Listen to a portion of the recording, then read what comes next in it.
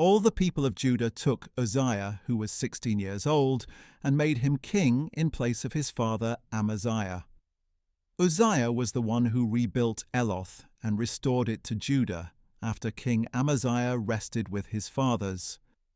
Uzziah was 16 years old when he became king, and he reigned in Jerusalem 52 years. His mother's name was Jechaliah. She was from Jerusalem. And he did what was right in the eyes of the Lord, just as his father Amaziah had done.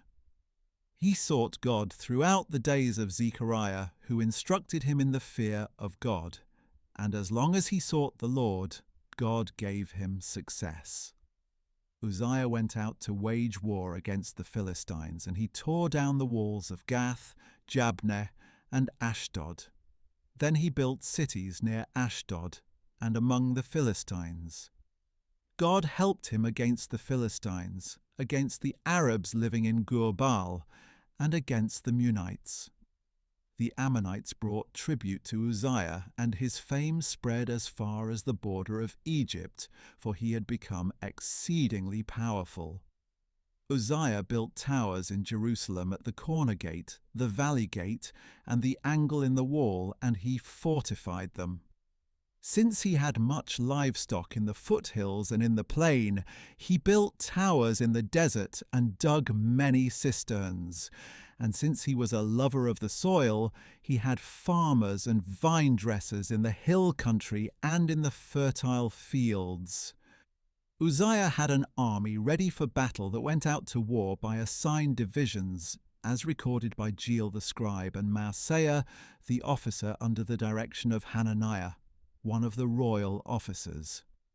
The total number of family leaders of the mighty men of valor was 2,600.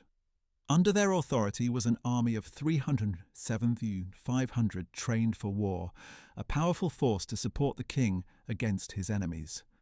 Uzziah supplied the entire army with shields, spears, helmets, armor, bows, and slingstones.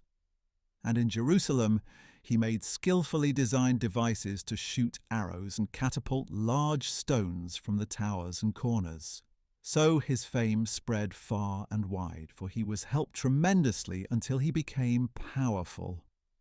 But when Uzziah became powerful, his arrogance led to his own destruction. He was unfaithful to the Lord his God, for he entered the temple of the Lord to burn incense on the altar of incense. Then Azariah the priest, along with 80 brave priests of the Lord, went in after him. They took their stand against King Uzziah and said, "Uzziah, you have no right to offer incense to the Lord. Only the priests, the descendants of Aaron, are consecrated to burn incense. Leave the sanctuary, for you have acted unfaithfully. You will not receive honor from the Lord God." Uzziah, with a censer in his hand to offer incense, was enraged. But while he raged against the priests in their presence in the house of the Lord before the altar of incense, leprosy broke out on his forehead. When Azariah the chief priest and all the priests turned to him and saw his leprous forehead, they rushed him out. Indeed, he himself hurried to get out, because the Lord had afflicted him. So King Uzziah was a leper until the day of his death. He lived in isolation, leprous and cut off from the house of the Lord, while his son Jotham had charge of the royal palace and governed the people of the land. As for the rest of the acts of Uzziah, from beginning to end, they are recorded by the prophet Isaiah, son of Amoz.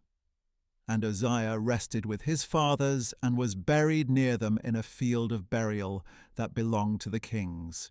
For the people said, "He was a leper," and his son Jotham reigned in his place.